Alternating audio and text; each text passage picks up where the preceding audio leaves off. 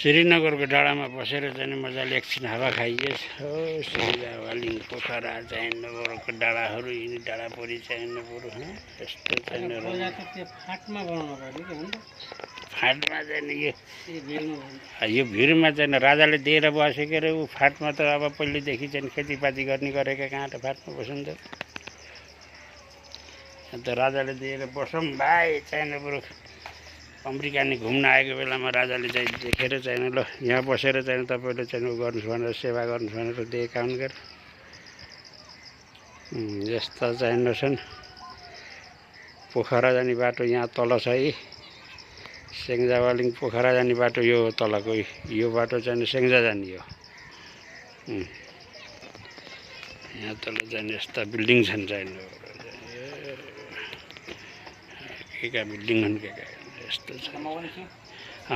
उहाँ यता भाइ पनि बस्नुहोस् चाहिँ यसो चाहिँ गफ गर्नुलाई यसो चाहिँ यतातिर चाहिँ सल्लाहघारी छ चाहिँ नि चाहिँ र अमेरिकाबाट आएर लगाएका सल्लाहघारी हो भाइ। वीरेन्द्र राजाले चाहिँ अमेरिका नै ल्याएर ए महेन्द्रले वीरेन्द्रले हो। वीरेन्द्रले चाहिँ लगाएर यहाँ चाहिँ राजाले साना साना थिए हामी आउँदाखेरि।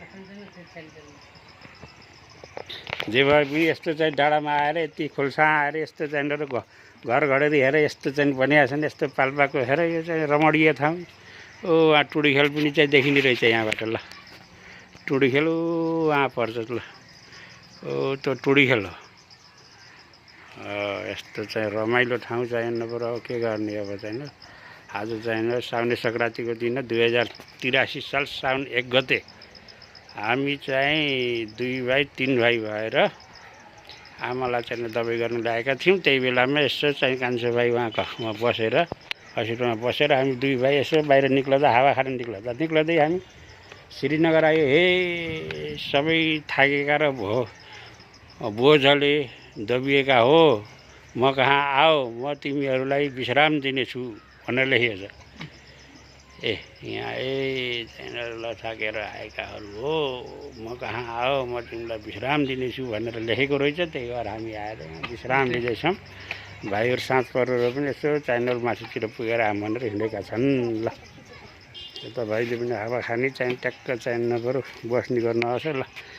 आजलाई चाहिँ ल बाई बाई सियु ल। यस्तो राम्रो ठाउँमा आएर आज चाहिँ हामीले साउने सङ्क्रान्ति मनाइएको अवस्था भन्न पनि त परेको रे।